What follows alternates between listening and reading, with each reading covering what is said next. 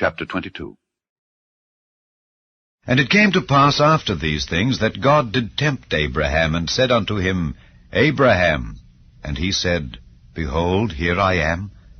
And he said, Take now thy son, thine only son Isaac, whom thou lovest, and get thee into the land of Moriah, and offer him there for a burnt offering upon one of the mountains which I will tell thee of.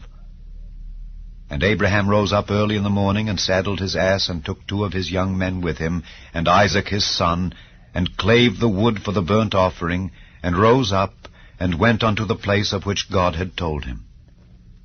Then on the 3rd day Abraham lifted up his eyes, and saw the place afar off. And Abraham said unto his young men, Abide ye here with the ass, and I and the lad will go yonder and worship, and come again to you. And Abraham took the wood of the burnt offering, and laid it upon Isaac his son. And he took the fire in his hand, and a knife. And they went both of them together. And Isaac spake unto Abraham his father, and said, My father. And he said, Here am I, my son. And he said, Behold the fire and the wood, but where is the lamb for a burnt offering?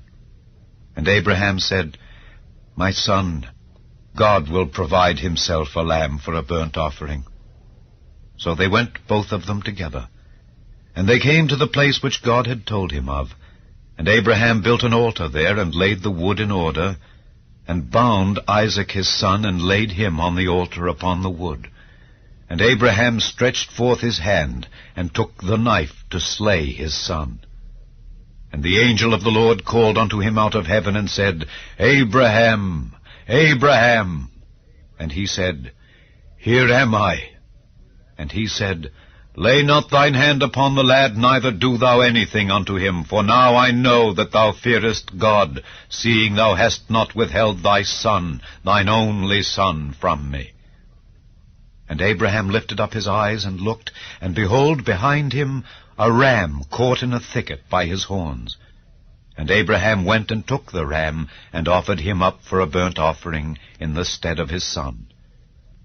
And Abraham called the name of that place Jehovah-Jireh, as it is said to this day, In the mount of the Lord it shall be seen.